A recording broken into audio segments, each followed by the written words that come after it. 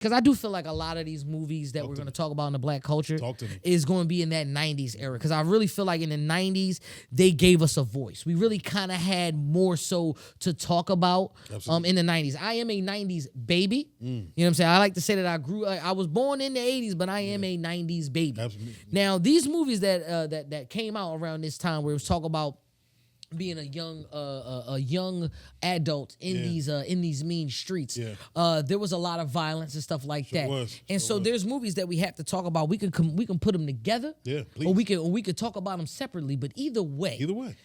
When I think of these two movies, I think of childhood trauma that I may or may not have had, but I felt it. And these two movies is going to be Boyz in the Hood. Oof. And Menace to Society. Yeah. So I think the big compare and contrast between these two is it's a number of things, but yeah, you could pick one or the other. Which one you want to chop it up on? Yeah, either way. I mean, both of them was in Cali. That is true. Both of them are in Cali. Yeah. Now, granted, the one of them was directed by the Hughes brothers. Yes. That was Menace to Society was directed by the Hughes brothers in 1993.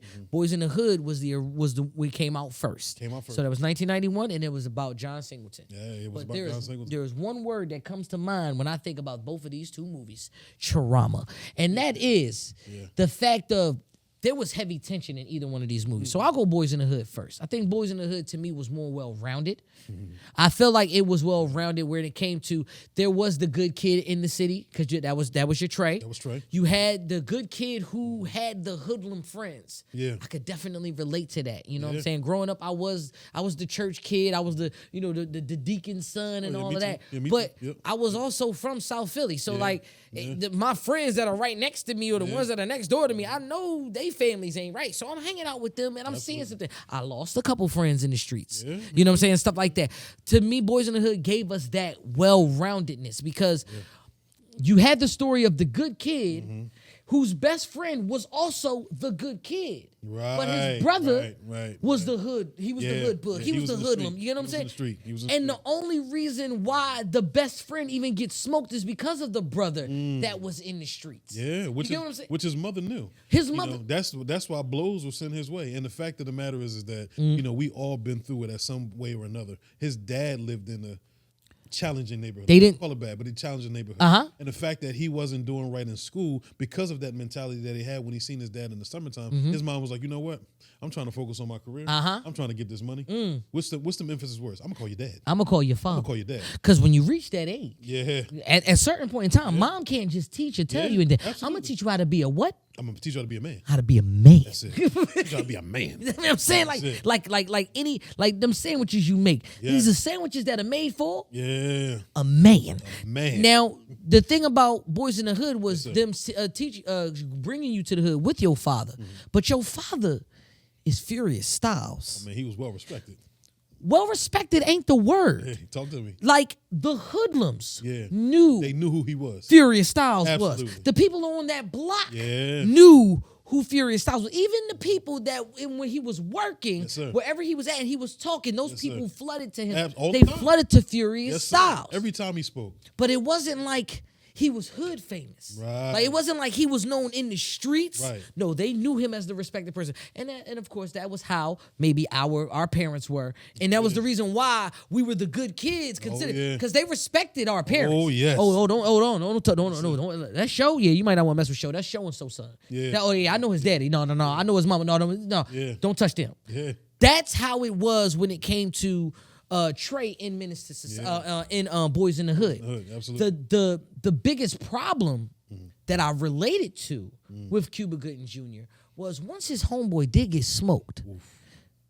Now you feel that sense of, well, I gotta do something about it. Gotta do something. They killed my mans. Yeah, my best friend. I know I'm not no hood, but I know I ain't gang affiliated. I know I ain't none of that. But I want that smoke back. I gotta retaliate. I got to. Yeah. That's my man. Absolutely. I watched him die. I carried him in his Carried him to his mama house. I seen the trauma that it affected immediately. Hold on. Yes, sir. I go home, collect the gun that my daddy got, because my daddy don't play. No. I collect my daddy gun. I'm still in the clothes drenched in my homeboy blood. Absolutely. I mean, I'm walking past my girlfriend. Go home. Go home. Go home. Listen, before even that, the trauma that these cops had, black on black crime, and cops that was gripping him up. I didn't do nothing. As the tear fell. Think you tough. I don't like you think you tough. You think you tough. Mm-hmm. I was tough because I got home and I started punching the air. I got home and I got home and I started punching the air in front of my woman. My woman felt as though I was so traumatized. Yeah. You know what happened that night? He got some butt. Trey got lucky. I'm gonna give him some butt. Trey got, after he cleaned up that hair. Nia Long said, "Hey, listen, man. He's spoken for. Yes, he's spoken for. Yes, he's spoken for. I mean, the fact that Trey did such a good job, and we can all, like you said, we can all relate to Trey. Yeah, I can relate to Trey. Definitely. I also was brought up in the church, and I also was brought up in the mean streets of Chester, Pennsylvania. And the fact that my dad did not play, he was a man of many words, but when he spoke, it really didn't make any sense. But when he spoke, everybody listened. Everybody listened. He ain't no moonlighting around here. Look, man, we gonna understand ain't no moonlighting, and then I'll go to my what's that mean? What? Oh, okay. Ain't no moonlighting. All right, I listen to you, Pop. Listen, yeah, man of many words. I'll say this: the fact that Boyz in the Hood gave us Trey, yes, sir, and it gave the cats like us, yes, sir, who we weren't necessarily in the streets, but it gave us that sense of you just couldn't.